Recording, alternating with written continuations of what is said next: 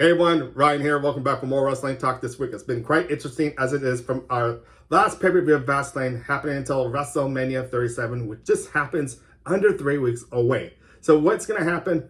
Well, something big really did happen this last Sunday with Randy Orton and Alexa Bliss. But before I could actually continue from this story has been building up for the last number of months. I want to say it's been like 4 or 5 months, maybe a little more than that. But the Fiend was really involved back then, and this goes all the way back to TLC when Randy Orton lit the Fiend on fire. Ever since then, we have not seen him. And we were anticipating something to be really big to happen on Fastlane. And pretty much that's what happened, and that's what we got delivered. Because we kind of thought something was a little weird and awkward with Alexa Bliss actually challenging Randy Orton. And for the last couple of weeks, too, Alexa Bliss has been talking to somebody.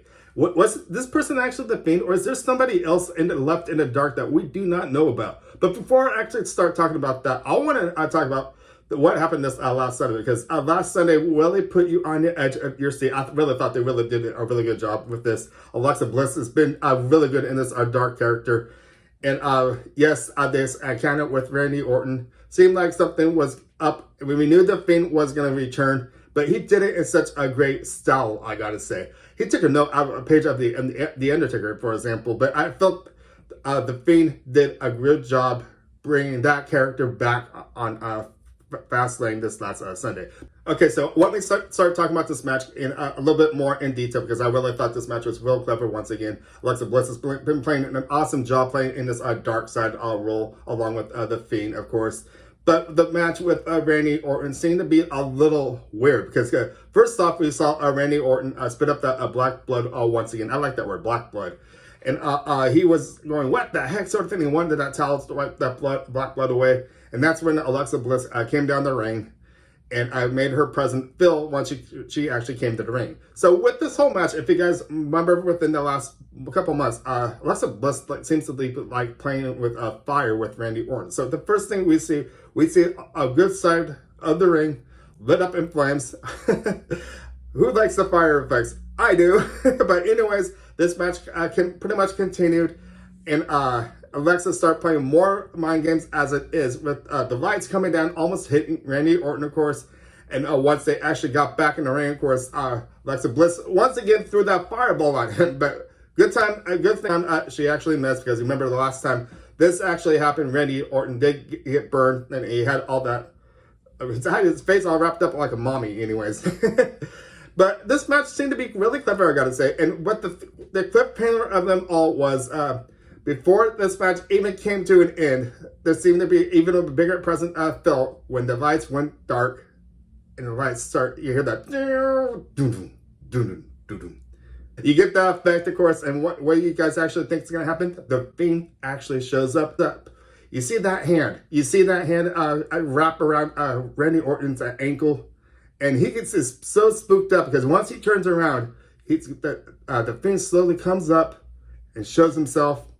And he's seeming really burned as it is. Because the last time, once again, I said we saw him at the TLC, and Randy Orton burned him. And we also get that same effect as it is, too. Holy crap. Yeah, you had to see my reaction when I was watching Fastlane this weekend. I was off the train going, oh my gosh, I can't believe this sort of thing. But this is really good. I really thought this was a good build-up. I know we've been missing the Fiend for the great 4 months around there, or something like that. But Alexa Bliss has been really playing her part by playing the dark side of things. Well, I want to say that she's a Wolf's sister, Abigail, but I think she's something else. She's not playing. She's playing herself, in other words, and she's kind of playing, going back and forth, almost like Bray Wyatt's did with the Fiend. She becomes herself, then she rolls over to be that darker side of Alexa Bliss. Oh my gosh, I gotta say, I gotta really give credit to Alexa Bliss for choosing to do something different with the WWE, and I feel she's making a strong impact as it is. But yes, once Monday night came around on this week, of course, the Fiend showed up once again, challenging Randy Orton at WrestleMania 37. But it makes me wonder, too, if this will be the last encounter with these two. That way the story can actually continue on. If Alexa Bliss still stays with the Fiend or what. Because when Bray Wyatt first entered the WWE, he also brought some relatives this as well. Luke Harper and the others, of course. There was like 2 other guys with him this as well. They made a unit of 4. or was it 4 or 3? Because I remember during that time, the Shield came out too on Roman Reigns, and those guys actually, Seth Rollins and Dean Ambrose, had a big old thing happen, and I thought that was really cool back in the old days when that actually happened. But I want to talk to you, WWE Universe. What do you think the future after this story of Bray Wyatt and the Fiend? Well, I gotta say, the Fiend and Randy Orton. I don't see the story actually continuing after WrestleMania 37, but I really think the story will dig even more deeper with the Fiend and Bray Wyatt and Alexa Bliss. Will there be newcomers into this stable?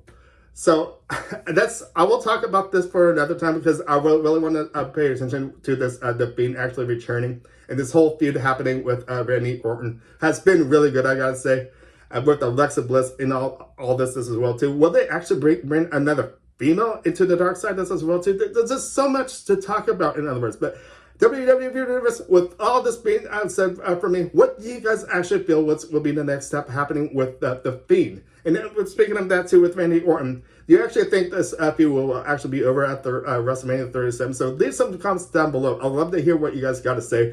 I want to start wrapping things up saying, my name is Ryan.